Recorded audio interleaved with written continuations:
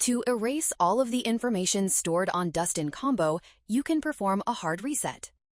This will erase all user data, including maps, cleaning schedules, cleaning history, and any other customized cleaning data recorded on Dustin.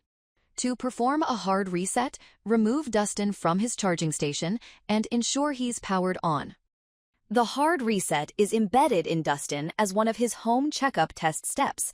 To put Dustin in checkup mode, press and hold the Go, Charge, and Wi-Fi buttons simultaneously for a few seconds until the bot says, Home checkup mode activated.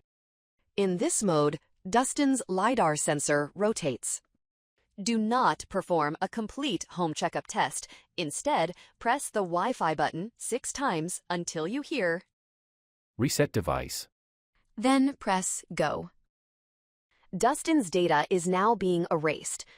Wait a minute or so as Dustin goes through erasing the data and rebooting himself.